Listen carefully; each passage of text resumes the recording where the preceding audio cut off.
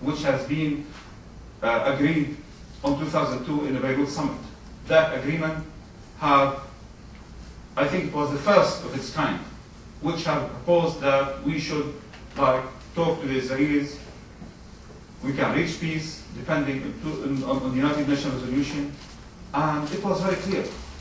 Unfortunately, the Israeli leadership, as you know, since the war in Lebanon took place, became extremely weak, to the extent that Olmert's popularity reached, I think, the lowest an Israeli prime minister have reached 2%.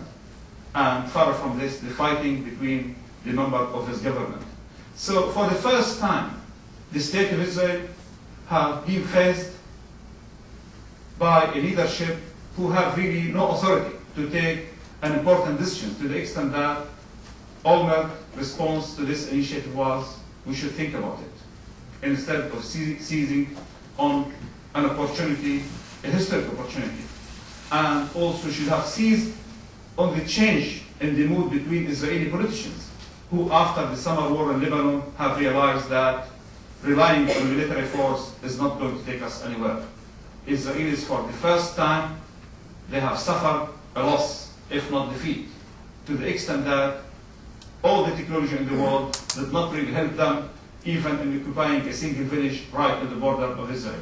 At the same time, as you know, many of the Israelis being forced to leave the north of the country for a safer places. And such a belief have encouraged many, between them the Israeli foreign minister, who have, I think, the best chance to be the next prime minister of Israel, to say that force is not going to solve our problem, we have to go into a real peace with the Arabs and Palestinians. And I have talked to many Israelis recently, and both of them, they believe that giving hopes to the Palestinian, see an independent Palestinian state next to them is the best hope to see Israel living in peace. And I believe in this. And I do hope that many Israelis will get united, because if you just ask Israelis today, you will find 70% in favor of seeing a Palestinian state. But unfortunately, when it comes to elections and freedom, they are fragmented, to the extent that always they have managed to give the right wing and the Likud, or now with the new party led by Olmert, the upper hand in foreign government, although they are comparing with the left and moderates are a small minority. I think I'll stop here. We leave the floor for questions, so we can.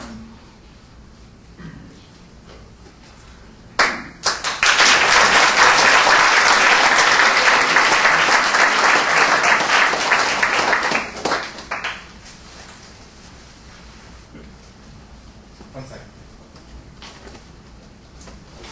Hi, I have a quick question for you. You talked about how Fatah had most of the followers from the people of Palestine, and Hamas in the south does not have many followers. Hamas did come into power, and you mentioned because Fatah was corrupt. Can you talk to us about the extent of the corruption within Fatah that led the people to elect Hamas over Fatah? Fatah, as an organization, as you know, have been in power for so long. There have never been a proper election in the Palestinian territory. And this election, who was monitored by EU observer from the United States, there was a team led by President Jimmy Carter. All of them, they have agreed that this was one of the fairest elections, I think, in the world. Because I was covering the last presidential election here, and I heard so many complaints, from Florida to Georgia. So in terms of fairness, I think it was one of the fairest elections in the world I have ever covered. I was in Gaza during the election, and the citizen of Gaza City differs in terms of status and ideas from the people who are brought up in refugee camps in terms of ideology and even their way of life. Similar to these Gazans, also the population of Ramallah or Bethlehem. And many of them who are not Hamas sympathizers have opted to vote for Hamas because they were fed up with Fatah. so many years, so many peace agreements, no achievement, nothing. So people opted for Hamas for change. Far from this, Hamas have banked on the social work and the welfare system they have managed to build in West Bank and Gaza.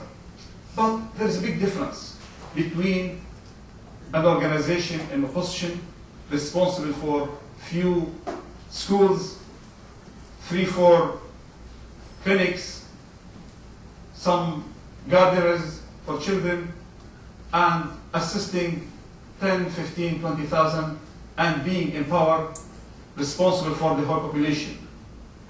Thousands of schools, hundreds of hospitals. There was a big difference. And I can assure you, on this front, in less than a year, Hamas have failed to give the Palestinian a good governance, and to the extent that some of them, who's an independent, respected figure in Gaza, told me Hamas have committed corruption within a year similar to what have been committed by Fatah over the years. So this is really the kind of changes. And there are so many things going behind the scene in Gaza and West Bank. For the last 6 months, so many elections have took place in Palestine. Student unions, doctors, lawyers. None of them Hamas managed to achieve a majority. They have failed. Most of the majority have won in favor of Fatah and other liberal organizations. This really, if it reflects that the people have tried. More than that, to see Hamas, who have won power in 2006, January, their led government, only Hamas members who joined the government, have failed. After less than 8 months, Hamas have accepted to go into a unity government with others, while at the beginning they refused. They did not allow anyone. Their failure, I think, was an important, and I would look at it from different angles. From the many angles others would look at it. I would look at it that this is the first election which brought an Islamic party to power in the Arab world and even the Islamic world. This government did not last more than 8 months. It's an important sign that if the kind of reaction by the West was different, I won't be worried about seeing Hamas in power. Hamas, at the end of the day, as I said, whatever stand you have, you can call it terrorist organization, but at the end of the day, it's an organization which consists of a member, either his brother or a sister or a family member or someone who have held X or Y, Z to go to school and get his education. So Hamas won the election, and by losing another election would be the only ultimate.